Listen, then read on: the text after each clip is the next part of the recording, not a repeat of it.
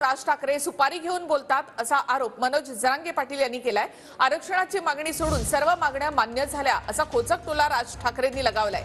आरक्षण मिळाल्याशिवाय आम्ही माघारी आलो का असा प्रतिसवाल यावर मनोज जरांगे पाटील यांनी केला आहे। परत उपोषणाला बसताय मग कशाचा विजयोत्सव साजरा केला असा सवाल यावर राज ठाकरे यांनी केला आहे। तर मराठ्यांनी कायद्यामध्ये दुरुस्ती करायला भाग पाडलं असं उत्तर यावर जरांगे पाटील यांनी दिलंय। ते सगळ्या गोष्टी ह्याला कोणाची सगळ्यांचीच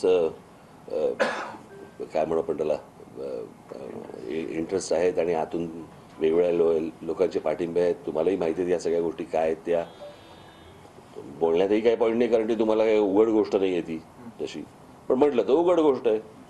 आता हे राजकीय डाव आहेत, राजकीय सुपाऱ्या घेतल्यासारखे डाव आहेत, हे नाही मिळालं ते मिळालं, तिथे गेले गेलं आरक्षण ठेवलेलं असतं का? आणि या बरं माझ्या जागेवर द्या मला आरक्षण आणून एका दिवसात तुम्ही काय तर बोलून नाही चालत। मग माझ्या जागेवर उभा राहा आणि तुम्ही आणावर जाऊन आरक्षण आम्ही तुमच्या मागे उभा राहतो, त्याला प्रोसेसच असती। तुम्हाला नाही मिळालं म्हणून तुमचं ते पोटदुखी, ते म्हणतात काहीच नाही मिळालं, नाही मिळालं त्यांचं करे, त्यांना पैसे पाहिजे होते, पद पाहिजे होते, नाही मिळालं, मिळालं त्यांना पैसे नसते काही नाही, दुकानच बंद केली त्यांची।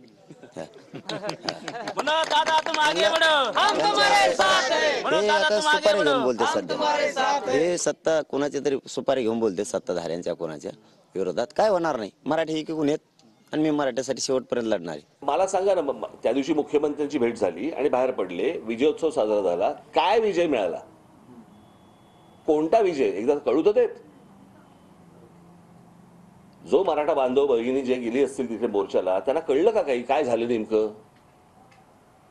आणि जर झालेलं नाहीये त्याच्यामध्ये जर समजा तुम्ही आनंद व्यक्त करत होता, तर आता परत उपोषणाला कशाला बसताय?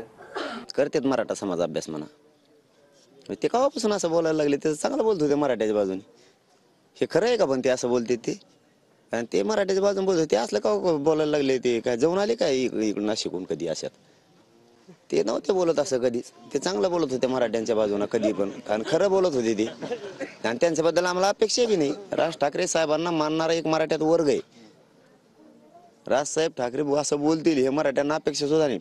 आणि इतके त्यांच्यासारख्या कायद्याचा अभ्यासक, राजकीय पटलावर भाषण गाजवणारे इतके हुशार ते असं बोलतील हे तर आम्हाला अपेक्षा बी नाही, आम्हाला आत्ता बी खरं नाही वाटत। आरक्षणाच्या मुद्द्यावरती ओबीसी नेते विरुद्ध मराठा नेते अशी परिस्थिती निर्माण झालेली आहे। हे सगळं आरक्षणाचा मुद्दा हाताळण्यामध्ये गव्हर्नमेंटचं अपयश आहे, किंवा या मुद्द्याकडे आपण कसं बघता? सगळ्या त्यांच्या मागण्या होत्या त्या सगळ्या मान्य झालेल्या आहेत। एक छोटीशी मागणी होती आरक्षणाची, ती फक्त बाकी आहे। त्यांना काय माहित काय मिळालं?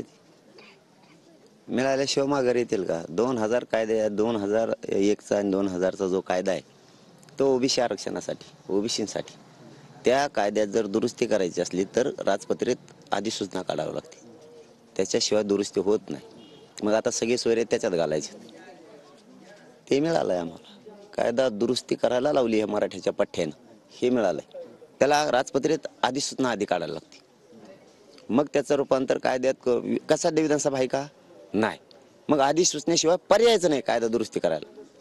मग 15 दिवस आधी अधिसूचना काढायची आणि ज्यावेळेस विधानसभा असेल त्यावेळेस तो कायदा पारित करायचा, असा नियम आहे।